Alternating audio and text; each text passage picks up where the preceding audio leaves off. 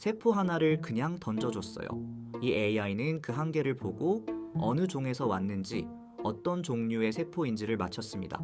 사람과 6억 8천만 년 떨어진 산호세포에서도요. 어떻게 이게 가능할까요?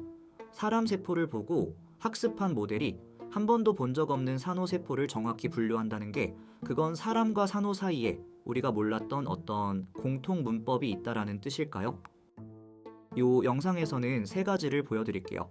첫째, 12종 1억 1200만 세포를 어떻게 한 AI에 담았는지. 둘째, 시키지도 않은 진화 관계를 모델이 어떻게 스스로 배웠는지. 셋째, 이 모델이 단순한 데이터베이스가 아니라 프롬프트로 가상 실험을 하는 도구라는 이야기까지.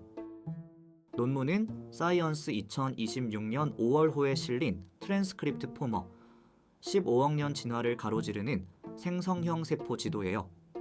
스탠퍼드와 첸 저커버그 바이오 허브의 퀘이크 그룹이 발표했습니다.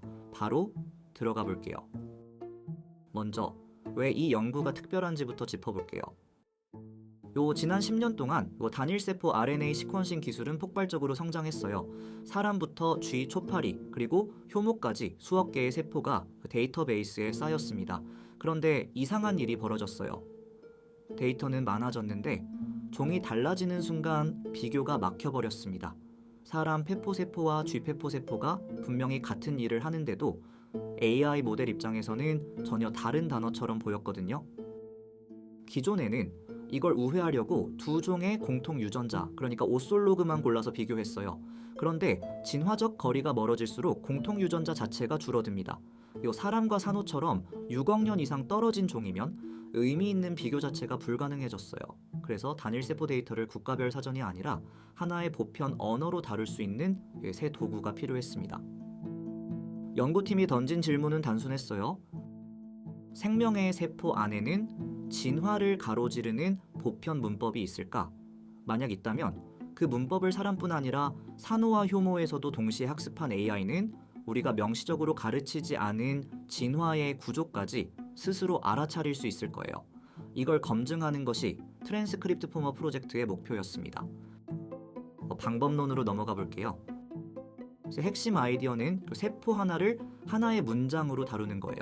마치 챗GPT가 문장을 단어 시퀀스로 다루듯이 트랜스크립트 포머는 세포 한 개를 발현된 유전자들의 시퀀스로 봅니다.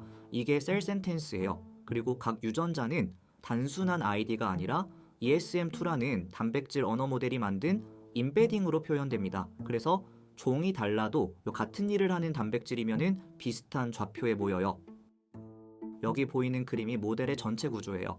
왼쪽이 학습 데이터 12종 1억 1200만 세포 15못 3억 년 진화, 가운데가 모델 트랜스포머 블록 12층, 오른쪽이 출력 세포와 유전자의 임베딩, 그리고 발현 확률 분포, 그리고 응용 분야로 세포 분류, 질병 예측, 약물 반응, 세포 간 상호작용까지 이어집니다.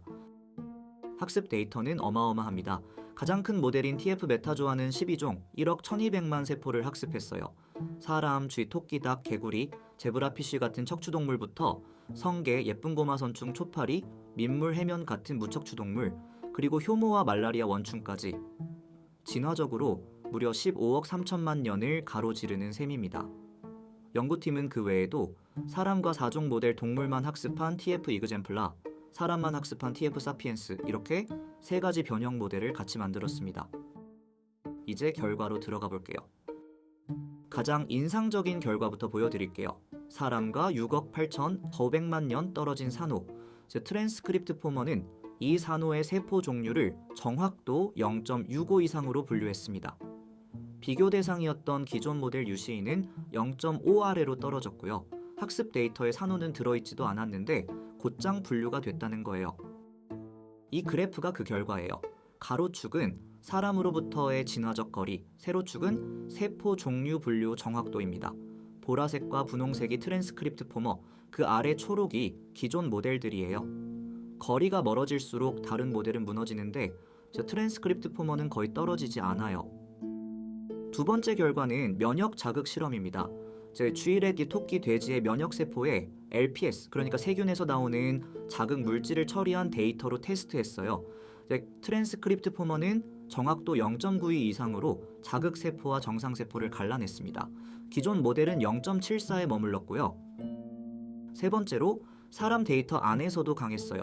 95개 약물을 처리한 타오 1억 데이터셋에서 TF 사피엔스는 약물 효과를 평균 AUC 0.879로 잡아냈습니다. 새로운 약 후보를 미리 스크리닝하는 데 쓸 수 있다는 뜻이에요. 그런데 진짜 흥미로운 부분은 따로 있어요. 연구팀은 이 모델에게 이게 진화관계다 라고 가르친 적이 단 한 번도 없습니다. 그런데도 모델이 만든 세포 임베딩을 풀어봤더니 종 사이의 코사인 유사도가 진화적 거리와 0.7 수준으로 강하게 역상관했어요. 가까운 종은 비슷하고 먼 종은 다르게 표현됐던 거예요. 요 가장 놀라운 발견은 효모였습니다. 단세포 곰팡이인 효모를 10가지 환경 조건에서 키운 데이터를 모델에 넣었더니 효모 세포 상태가 가장 닮은 대상은 다른 미생물이 아니라 개구리, 돼지, 토끼, 예쁜 꼬마 선충의 배아 발생 초기 세포들이었어요. 단세포 생물의 적응 상태가 동물 배아 세포와 비슷한 분자 회로를 공유한다는 거죠. 결과를 어떻게 받아들여야 할까요? 이 논문의 진짜 메시지는 세포가 더 이상 정적인 데이터 포인트가 아니라는 점이에요. 트랜스크립트 포머는 세포 사전이 아니라 질문에 답하는 도구입니다. 어떤 전사인자가 어떤 유전자를 조절할까? 어떤 약이 어느 세포에 어떤 반응을 일으킬까? 이런 질문을 프롬프트로 던지면은 모델이 가상으로 답을 내놓습니다. 저자들은 이걸 가상 실험 도구, 영어로 버추얼 인스트루먼트라고 불러요.